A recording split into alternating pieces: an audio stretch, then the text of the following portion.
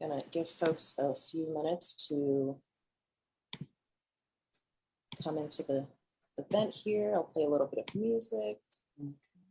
Oh, music too? Yeah. We do it very fancy here at Lost City Books. Fancy. Yeah.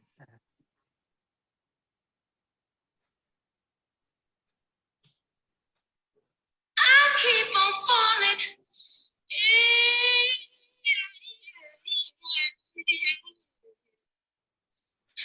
And I love with you.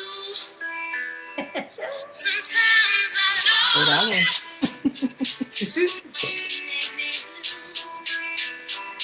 Sometimes I feel good. At times I feel used. Loving you, darling, makes me so confused. I keep on falling in and out of love with you. I never love someone without loving you. Oh, I never felt this way. How do you give me so much pleasure? Cause me so much pain. Just when I think taking more than would have fooled, I keep falling back in love with you. I keep on falling in and out of love with you. I never love someone that I love you. Greetings, everyone. We'll be getting started in just a few moments.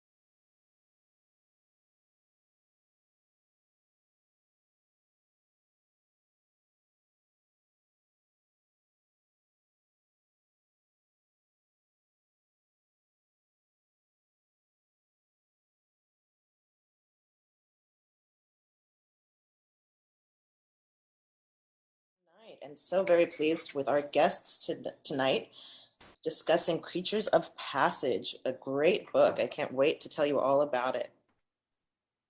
But first, for anyone who's new, welcome to our event. We are Lost City Books, an independent bookstore in the heart of Adams Morgan, specializing in used, new, and rare books.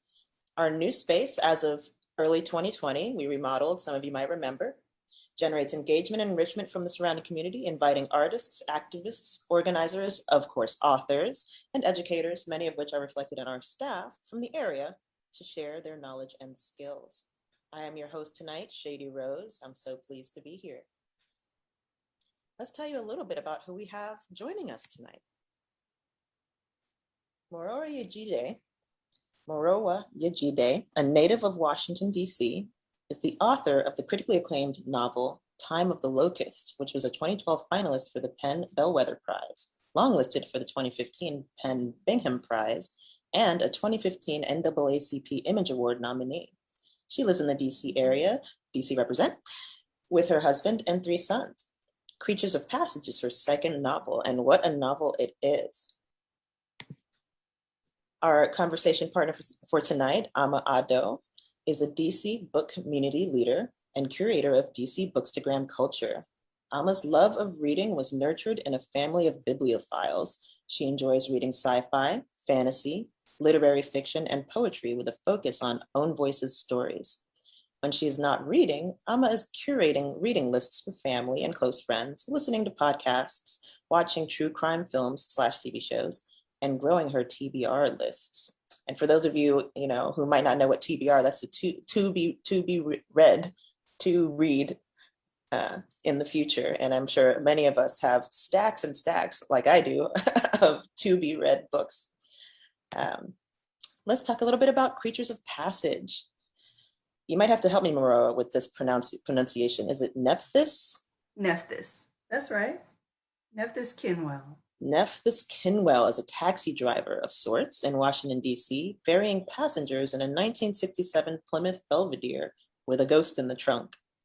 Endless rides and alcohol help her manage her grief over the death of her twin brother, Osiris, who was murdered and dumped in the Anacostia River. Maroa Yajide's deeply captivating novel shows us an unseen Washington filled with otherworldly landscapes, flawed superhumans, and reluctant ghosts, and brings together a community intent on saving one young boy in order to reclaim itself. I'm personally really excited to discuss this book with you two today, especially when it's so close to home, hitting so close to home, both in place and in the message and the issues that these characters face. So let's dive right in. I'm going to go ahead and stop sharing my screen and welcome everyone in. Hello. Would you like to say hi? Hi. Welcome, everyone. Good evening. Maroa, I'm really interested in hearing you discuss a bit about this book overall. I know that many of our viewers tonight are really eager to hear your perspective on writing this book, on what these characters mean to you, on what the significance of setting it in DC is, and some of the major themes. So, yeah, I mean, so Washington is a special place for me just because it's hometown. It's a place where my family is and has been for many generations. But I wanted to have a story. I always wanted to read a story about Washington in a different light, a story that's not just the government, the typical monolithic view, or it's the CIA or some sort of political intrigue story. I really wanted to give a deeper view of the people that actually live here in the city proper and the DMV, which is also a phenomenon in and of itself. It's a very unique place, Washington. And because of that, I thought it was important to shed or give a different sort of view of Washington. And of course, I've always enjoyed magical realism. And so that was the tool that I wanted to use to sort of infuse different views of the city, different experiences of the people here, and to really give a larger sense of the challenges that generations have faced here, that communities have faced here. On a personal level, my grandmother was one of the first Black female taxi cab drivers in Washington, D.C. She drove for DC Cab. And so, there's a lot of, I think many of us have grandmothers and grandfathers and uncles and aunts and ancestors who have done a lot of very challenging things, extraordinary things under all kinds of circumstances. So, but that was one of the real sparks, because I always wondered about the people who got into her car, and the places they went around the city and how the city is experienced, along with the lives that people find themselves living. Yeah.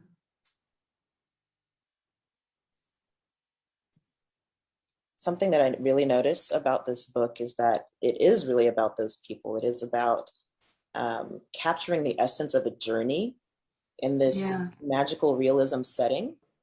And I would love to hear you speak a bit more about the capturing of the journey as you have done in the book, if you will. I appreciate that question because, um, you know, the book strikes people differently, just like any book would. But it was really important to me to give complexity to Black families, to African American characters in stories, um, to really do their lives and the conditions and the feelings and the experiences that they have, to really do all of that justice. So it was important to me to paint as full of a picture as I could. And I think magical realism was a way, just a tool to do that. There's a lot of everyday stuff in the book, and I enjoy balancing those two, the mundane or the everyday with the fantastic, because I think it gives people another way to stand back and look at a representative of a character or what they represent or their lives. And the city itself. The city is also a character in the book. And so, it's set in the 70s, the 1977 Washington, because that's probably the Washington that I remember most vividly as a little kid. And many of the characters are composites of people that I remember, people I've known, people I've read about. And I think that fantastic element really is also representative of the human spirit of the folks that do live here. Because it's really about the journey, as you say. Some people say, oh, well, we found so much, we read so much about the characters, And I thought, well, it's important to know what drives people. What people don't just sign up to have terrible lives. There are circumstances and events that lead to the situations that they're in. So it was important to me to show the complexity of that, and also the triumph of, the victory in the story is really in their ability to continue moving forward. That forward movement is a theme on all levels of the book. And as a community, regardless of the challenges, that ability to move forward, that really is where the victory is. And I think that mirrors many communities in the United States, not just in Washington, but Washington being a microcosm of many Black communities, a microcosm of many societies that we see throughout the kingdoms of the land, so to speak. It's ironic because I recorded the audiobook as well for Creatures of Passage. And I was doing that the first week of January of this year. And we finished the last day of recording right when, on our phones, the Capitol attack flashed on our phones. We had just finished recording it. So, it's like, yeah, those are the kingdoms that I was talking about. States acting as kingdoms, leaders acting as kings. And I don't think that's new. There's really nothing new under the sun. So many of the themes in the book are just my take on a way to express that forward movement through time.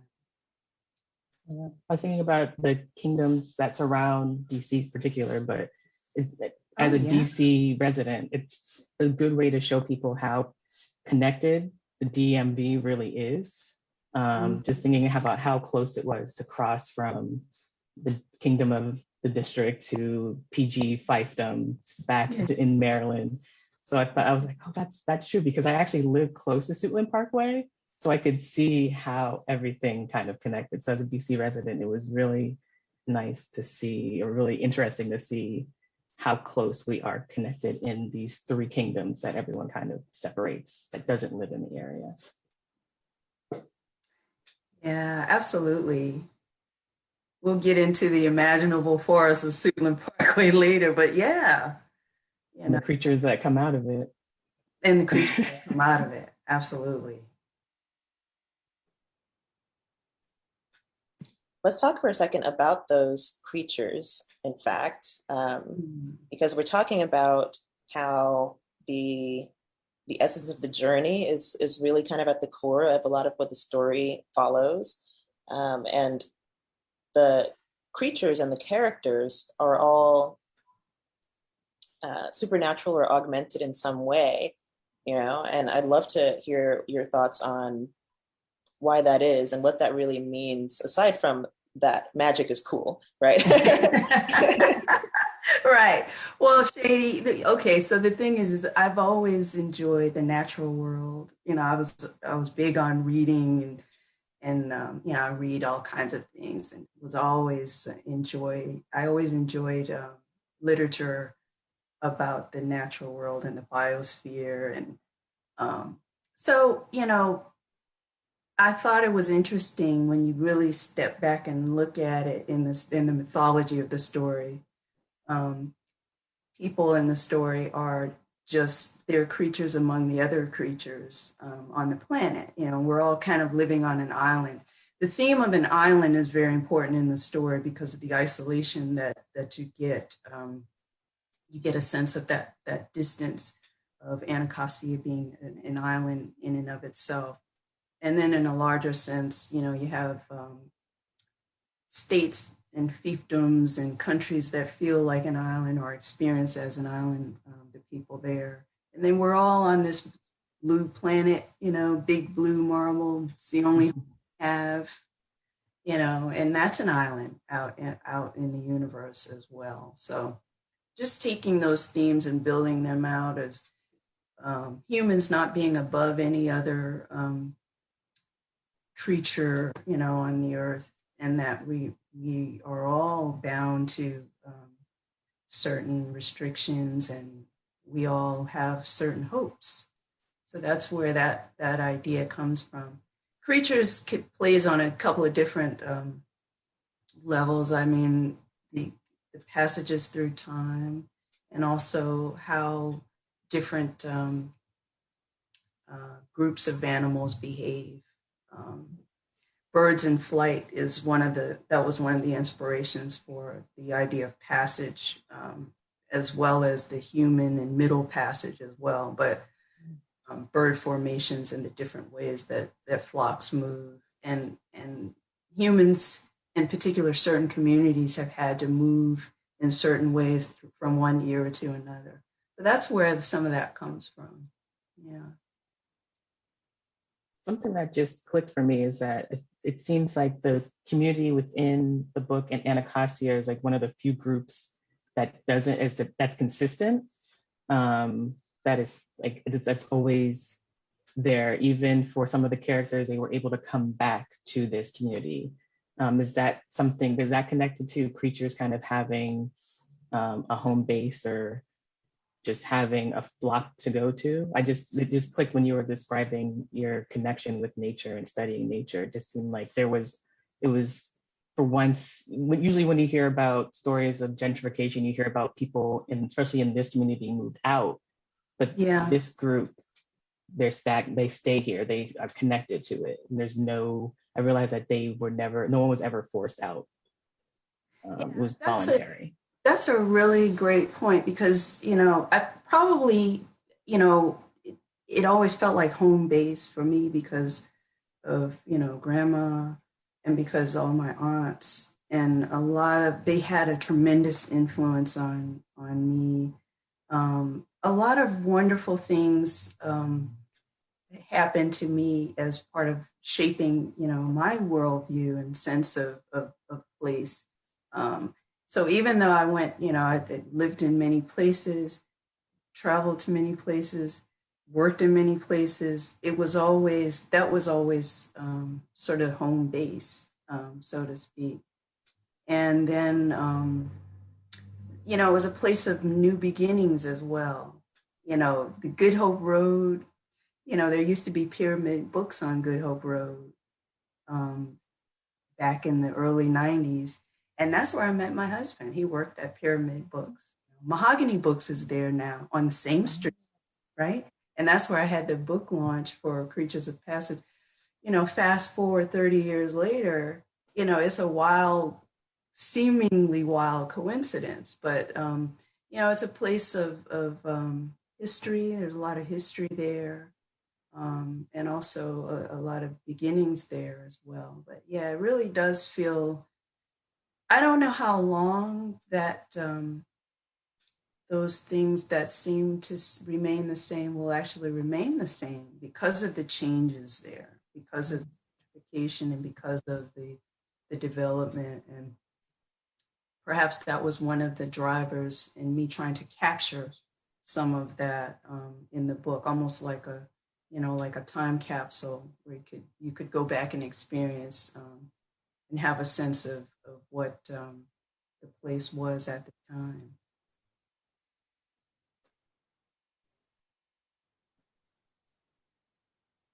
Something that we were talking about a little bit before we started the stream was a bit of just noticing the changes that are happening in DC and that have been happening in DC continuously over the past couple of decades, especially.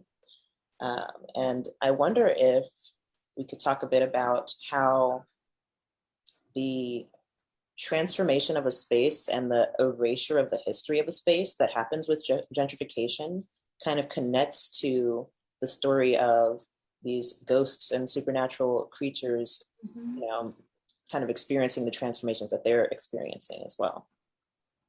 Yeah, the ghosts are definitely a vehicle or a tool, if you will, for replanting or regrounding the historical context of things. You know, you have the ghosts of the Nacotang Indians, for example.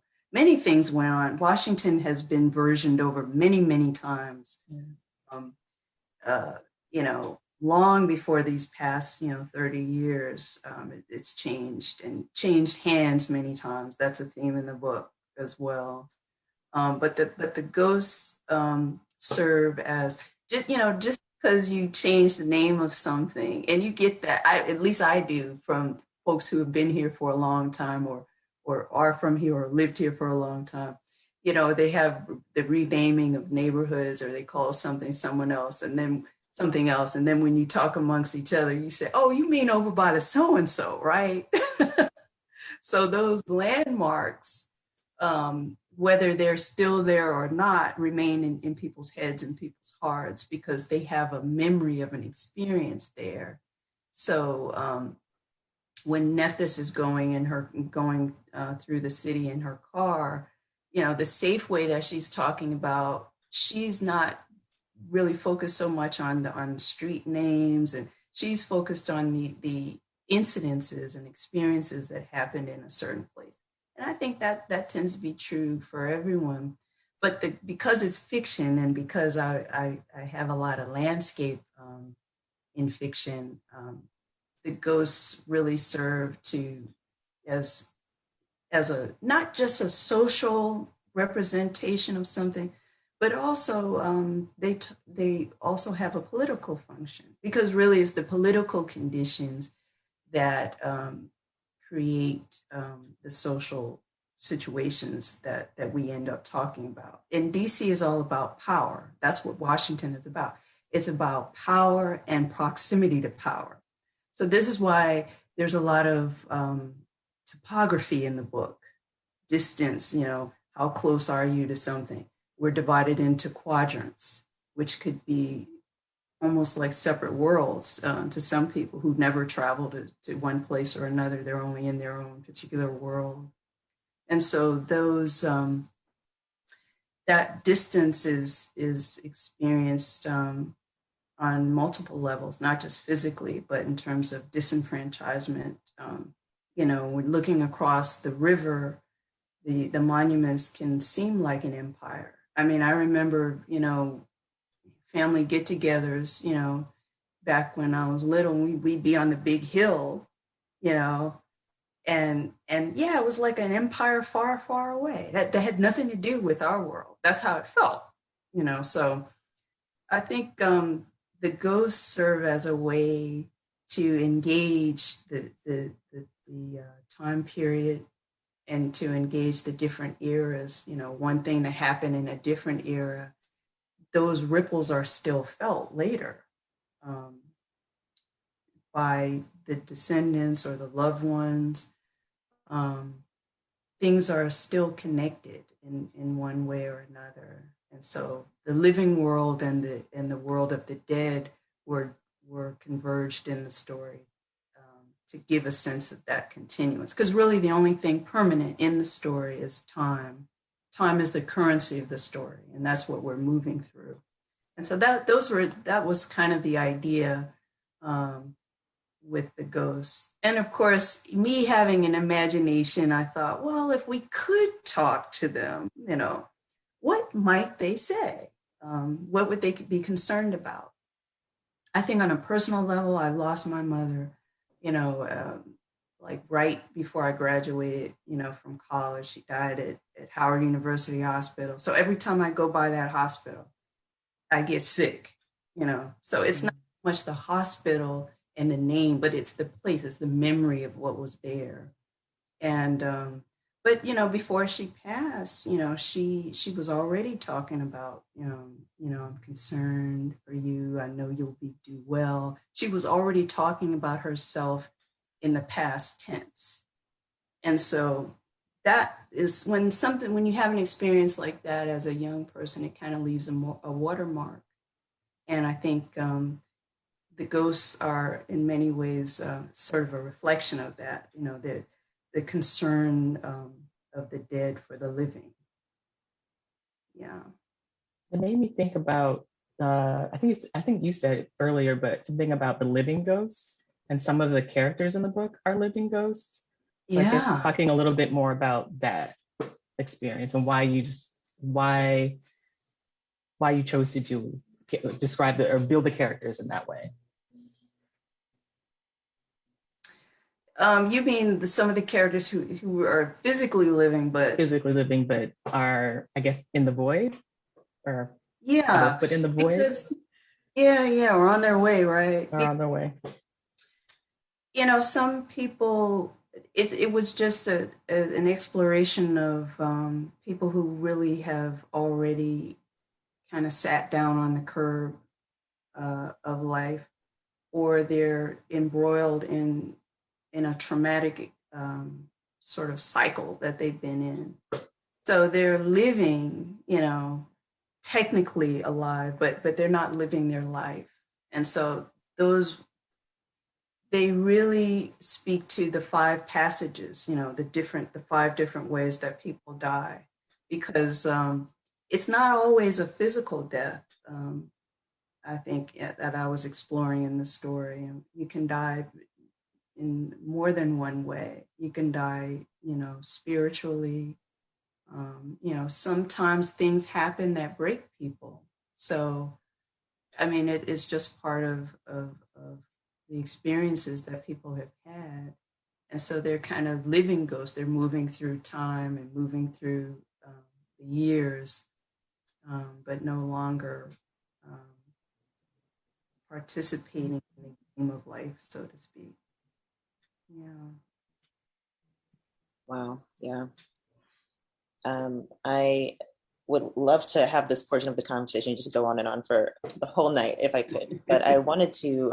I see that there are a couple of questions in the chat from the audience that I'd like to pass on here, Great. and remind our viewers too that if you're watching and you'd like to ask our guests tonight some questions, you can just drop them in the chat in the comment section underneath this live stream right there.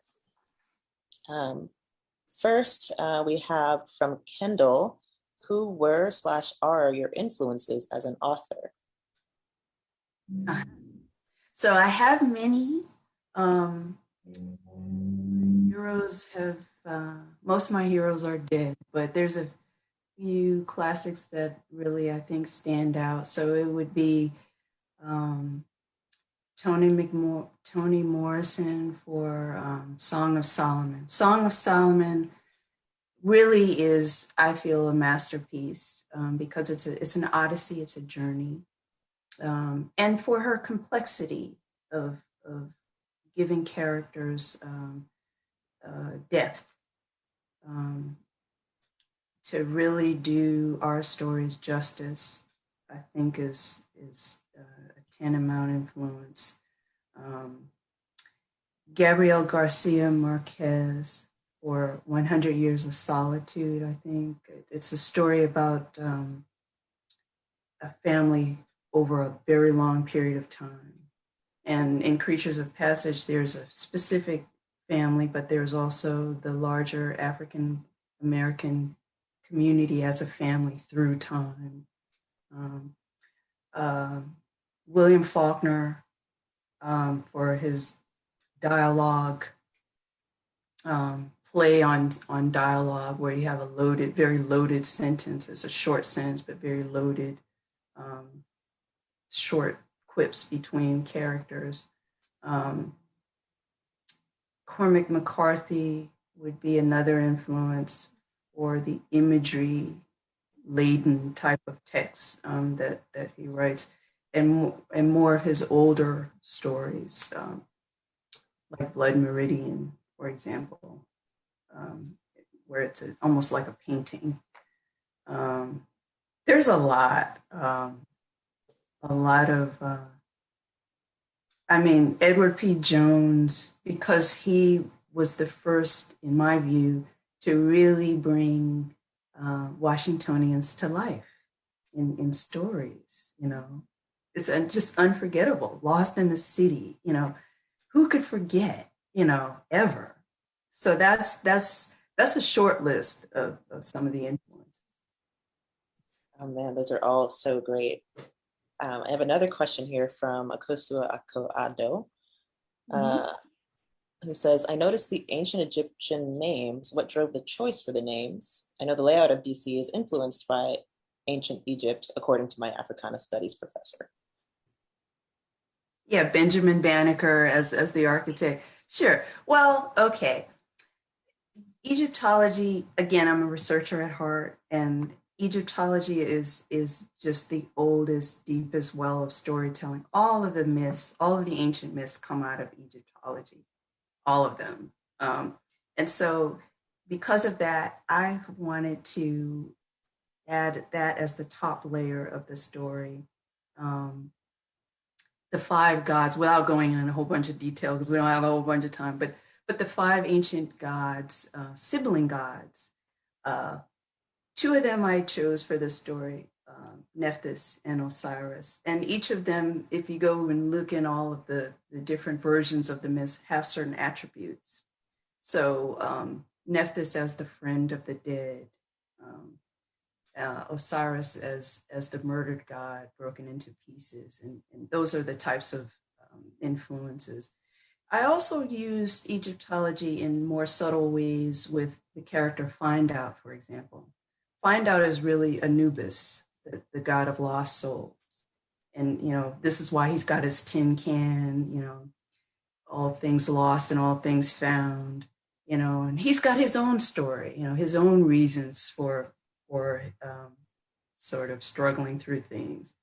But yeah, I just had a marvelous time with it. It was a lot of fun looking at the themes, because I tend to write conceptually and image-wise. And so that was the inspiration, I think, for building out the character, the archetypes of the characters, and the larger themes of time and timelessness. Yeah. Thank you. Yeah, I had not made that connection about Anubis. Missed that. I feel like I should have caught it. Me too. I had the same. But that's brilliant. We have quite a few more questions, but I want to give you all the opportunity to talk some more. So I'll bring some more questions from the comments in a moment here. But Maroa, I know that perhaps you might have a short selection that you might read for us today, if possible. I do. And I don't know how many folks have read the book, so I didn't want to do any spoilers or anything like that. I feel like I have to watch my questions. I don't want to. Yeah, because some folks probably haven't had a chance to read the book. So I'm just going to read just from the very beginning of the book. It sets the stage, I think, for the tone of Washington and the sense of the type of landscape we're dealing with in this mythology. Nephthys Kinwell was not a savior of souls. That was God's charge, or maybe the trade of the devil. But she did ferry souls from one quadrant to another and over the streets that now covered the prehistoric marshes of the capital of the territories. There was a certain geography to it all she'd learned, to the win-lose draw of lives. For Nephthys Kinwell knew, as all wandering hearts do, that it was not enough to know where things happened in the lines and circles of human lives, but why, since the reasons for happenings were buried much deeper than the happenings themselves. So she never had to look for the signs, omens, bones of creatures of passage. They found her.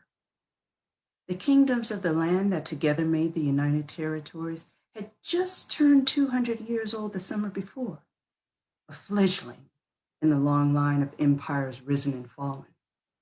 But in 1977, Anacostia was still the New World, an isle of blood and desire. It was the capital's wild child east of a river that bore its name, a place where much was yet discovered. Anything was possible in that easternmost quadrant, where all things lived and died on the edges of time and space and meaning. It was a realm of contradictions, an undulating landscape of pristine land and dirty water, of breathtaking hills and decimated valleys. Crabapple and cherry trees flourished in the yards of abandoned houses, and centuries-old oaks flanked run-down corner stores. Pushers stood watch for cars when little kids were crossing the street, and junkies held doors open for old women. Paroled men played basketball and chess with fatherless boys. The unemployed sat in windows and kept tabs on the injustices of the land. "I'll tell your mama," was the universal threat, because next to God there was none more powerful. And the damnation and glory of man was forever intertwined in Anacostia, since all who lived there were faced with the unconquerable presence of both. So the mechanics of rule and office and Congress and the 4-year-old District of Columbia Council was all a vast gray mass glimpsed across the water.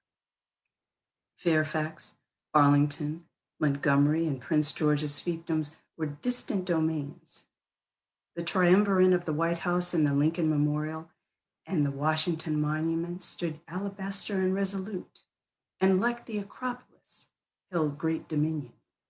But their reach was hardly felt in that east of the river realm, where people lived a reality that was and was not of their own making, where dreams came true, even when people didn't want them to. So that's just a short passage there. That last line just struck me, and your voice is obviously quite perfect for reading it. Oh, dreams came true even if they didn't want them to.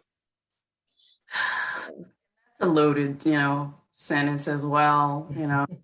That's the loaded sentence is a big thing in I think our communities. How you been? People ask you how you been. That could mean a million things. The question means a lot of things, and the answer means a lot of things. So I had a lot of fun with that as well. Thank you. Yes, I know that we have a bit of a discussion between the two of you up ahead here, kind of discussing the emerging themes and messages in modern speculative fiction and ways that social identity can be expressed in the modern ghost story, for example. Just a few of those questions. I'd love to hear both of your thoughts on that. And we have so many questions coming in on the chat as well. So I'll drop another one of them here for us. Okay. Let's see. Can you speak to the treatment of predestination in the book? Some of the side characters, they have connections and abilities they get based on their lineage, the butler, the doctor, etc., and the lottery as well. Yeah. Oh, I've never been asked that question, so thank you. Yeah, I mean, I think all of us come here with gifts from God, but we don't always know what those gifts are, or are able to immediately recognize them. And sometimes they just kind of appear in the process of us trying to get through life. So yeah, I mean, Amber, for example, has that precognitive ability, the Cassandra complex, if you will, where she knows that's the end of someone's life, but she's paid a price for that. You know, she's lost her mother. So I was connecting, you know, the larger question, really, what these characters represent is a question of, is life fate or wish? And that question, I think, is something that dogs us, because, you know, we have to put forth an effort. You know, we can't go back, we can only go forward. But then sometimes we wonder if our efforts are in vain. And I think every generation has had that question. You know, are we able to change the course of something happening in the future? Or on the other hand, things have a way of working out the way they're supposed to, I found. So it's a conundrum, it's a question. And so some of the characters in the book that have an ability represent that energy, or that principle of having the power to affect something. Find Out has the power to find things. Nephthys is another representative of all of the ferrymen through time, all of the people who have helped so many other people get through circumstance and difficulty. I use the vehicle of GW University because that was, you know, it was Columbia, you know, it was the history there. They did have slaves there. And so because it's fiction, I was able to extrapolate. Okay, so the latter day version of someone like that could be someone like Nephthys. So it's just a play on the same type of person who's helped others or had an ability in one era or another. And I just sort of fast forwarded it to 1977. Tagging on, I had a question about Nephthys as you were talking about her. So she was the ferryman for other people, but who was there to help her kind of on her journey? Yeah, absolutely. You know, and that I think all of the characters, I was trying to show the dark irony with which, you know, we all live. You know, we have things that we're able to change and do things about. And then sometimes we can't always see our own forest for the trees. So that's her situation, you know. And I don't think she's too far off the mark. She's really an amalgamation of a lot of my aunts, you know, and they were so busy helping us and helping everyone else, you know, that they were always last on the list. They put themselves dead last on the list, you know. And she's a representative of that. But she knows the importance of helping others to move forward, and she finds her purpose in doing so. Yeah. Also thinking about another theme. I would have to admit, a lot of the beginning of the book seemed so dark, and I don't want to give it away for people who haven't finished the book. But the closer we got to the end, there was more hope. So I'm wondering, what was your thought process as you were kind of working through the book and the themes that you were hoping to show throughout the book? Yeah, I think it's a lot like painting. I've said this before. My mother was a painter. She was a singer and songwriter. So that's the same sort of creating a sort of tapestry where you have a lot of light, you have a lot of shadow. And I think the beginning of the book is very metaphysical, because the character and I don't want to give too many spoilers, but we want to give us, I wanted to give a view of what may have happened to him, what his experience may have been like, and what that means in the larger sense of being a human and going from one plane of existence to another. Each passage, though, has a certain tone and theme. So it's divided into the 5 passages for a reason. And so those chapters in those particular passage, in each passage represent the tone and theme. So staying in one place, for example, is it's fairly dark. Because that's a way of, if you're not moving, the universe God requires us to move forward. You have to try. But if you're standing still and refusing to, if something happened and you're just unable to move forward, there's a sort of price and tragedy that goes with that stagnation. So you have characters like Rosetta, for example. You have the white girl in the trunk, for example. Each of those chapters are conceptually built, and the characters and the concepts around those chapters and characters represent each passage. So by the time we get to the void, which is, fairly, I won't say anymore, but by the time we get to the void, the question is, okay, so what's next? What the hope that we all need to know and contemplate is that question of what's next. And as I get older, I've, wondered, age sneaks up on you quickly, and I thought, wow, when I was a certain age, I thought, oh, I got time. And then you realize you really don't have as much time as you do. Time looks differently as you age, as your kids get. And I thought, oh, the whole felt like 15 minutes, so my father's much older now, and he has a different view of things too. So all of that goes into the mix, you never tell a writer anything is a joke that I make, because it's all kind of going into the pot. So each passage has a theme and a feel.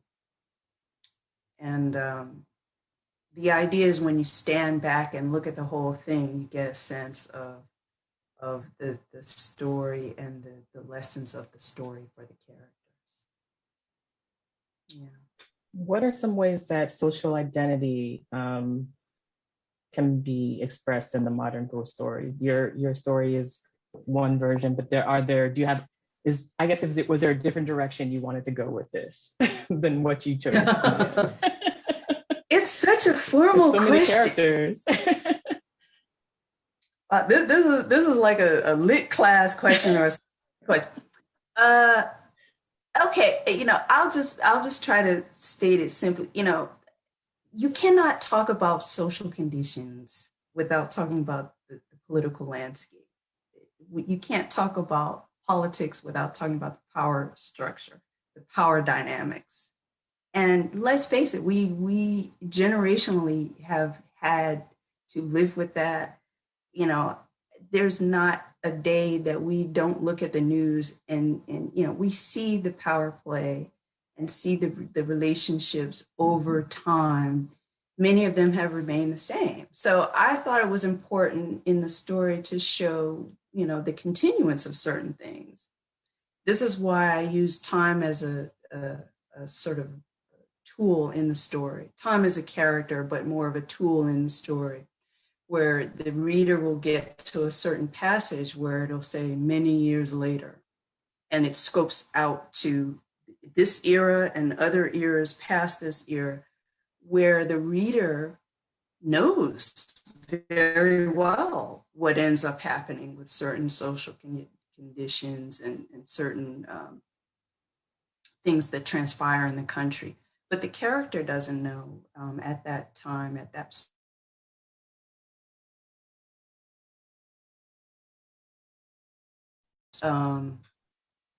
the dynamics of how social interaction ends up playing out was important. You have Nephthys and the colonel's wife in the car, for example. They come from two totally different worlds.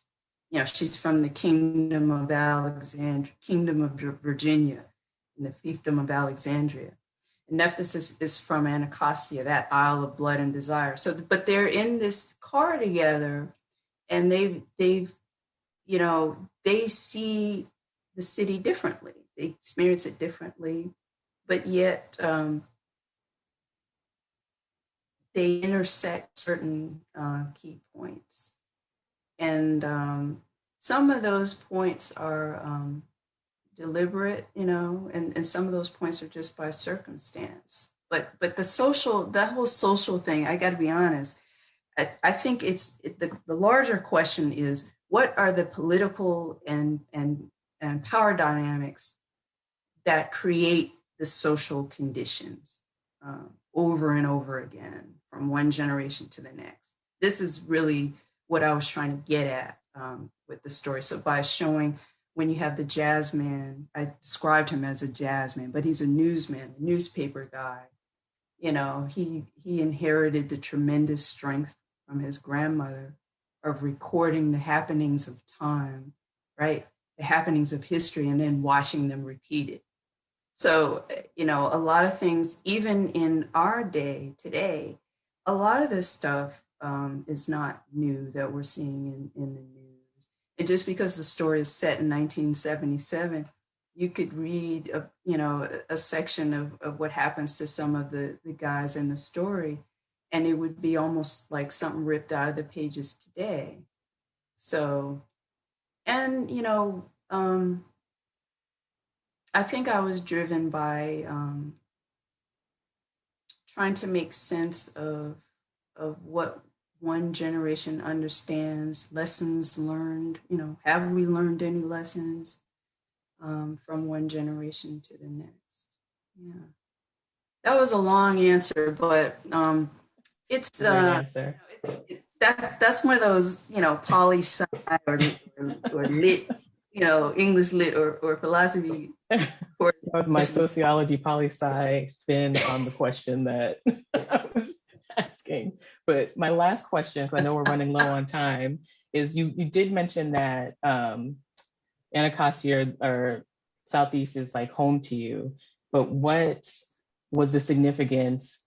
What was another significance for setting the book on this side of DC that is historically neglected, especially in the media, not just in DC, but nationwide? I think because that side is the side that I think that had the biggest childhood impact on me memory wise. And it's also, Anacostia is just another representative of many communities in this country that are marginalized or isolated. But I mean, because we're talking about the capital of the United States, it's even more poignant to be talking about a place like Anacostia within Washington, because I think it gives a more realistic sense of what it means or doesn't mean to actually live in Washington. It's not, the pearly gates for everyone. It's not the land of opportunity for everyone, and hasn't been.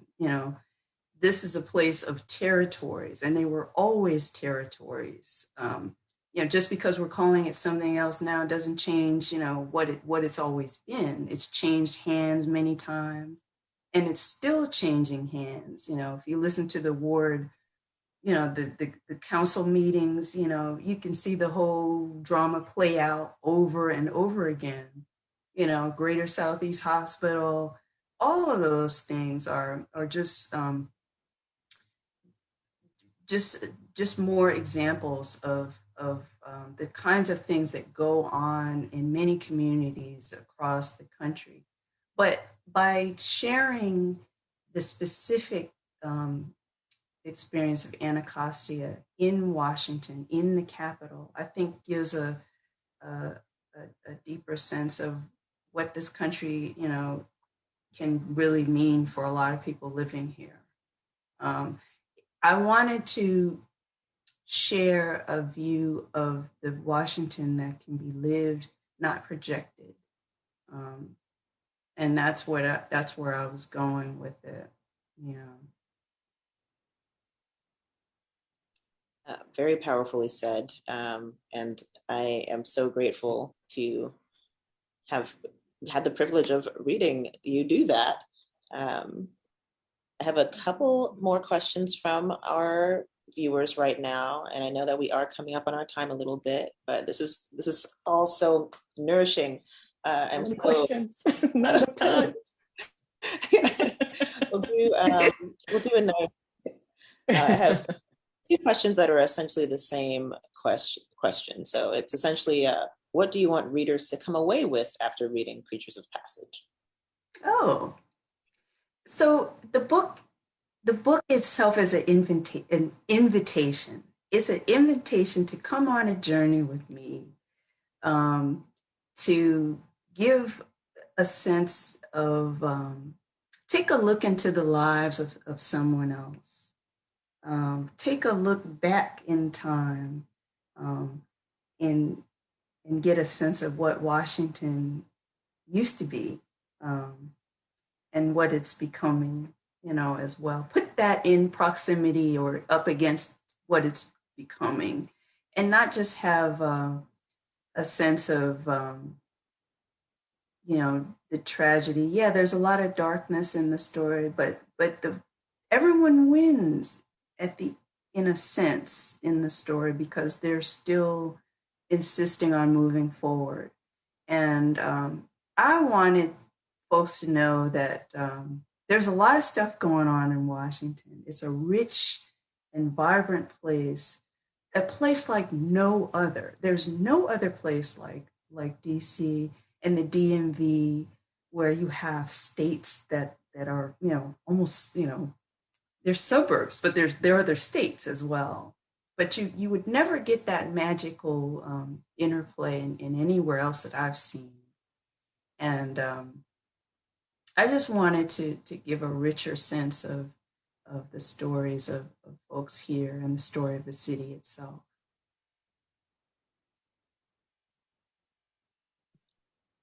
I thank you for that.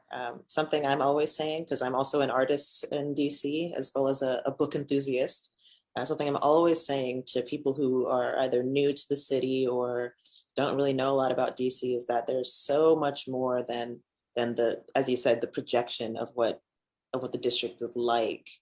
And we have much more vibrant cultural history that is so expansive and touches all corners of culture. We invented an entire genre of music here. So absolutely. yeah. So just I'm just feeling grateful for you doing that with this book and offering this really beautifully written, really richly appointed look at my favorite place in the world, Washington, D.C. So I'm thank you for that. So we have a couple of more minutes. I'll take a look here. It looks like we've gotten pretty much through our questions. But if you'd like to say anything more about Creatures of Passage now, and Amma, if you have any final comments that you'd like to share, I would love to hear those too. Oh, thank you. Well, I would say that if you haven't read the book yet, come to the book with a sense of adventure, with a sense of possibility, with a sense that our heroes are staring us in the face every day.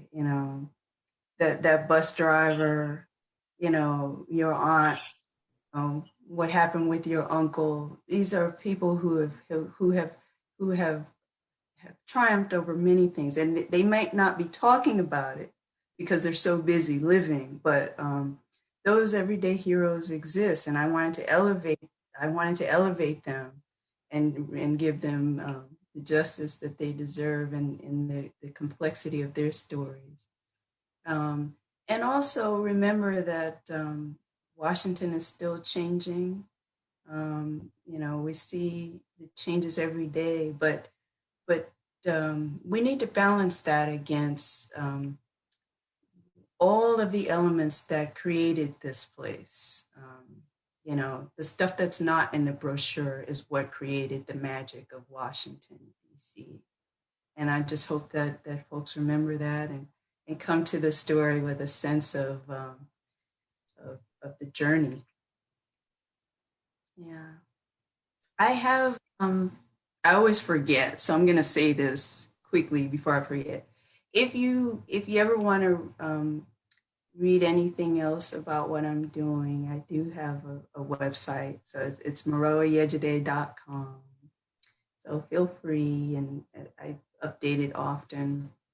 And we'll see where it goes. You never know. Every book is a new challenge. The book kind of takes on a life of its own. So I'm like the rest of the readers, watching it all unfold as well. And I'm enjoying the ride. Yeah. I just want to thank you for writing this book, especially setting it in Southeast. It gave me a new appreciation for my neighbors in my neighborhood. So I just want to thank wonderful. you for doing that and kind of taking us back in time and helping us see kind of where we fit on this journey.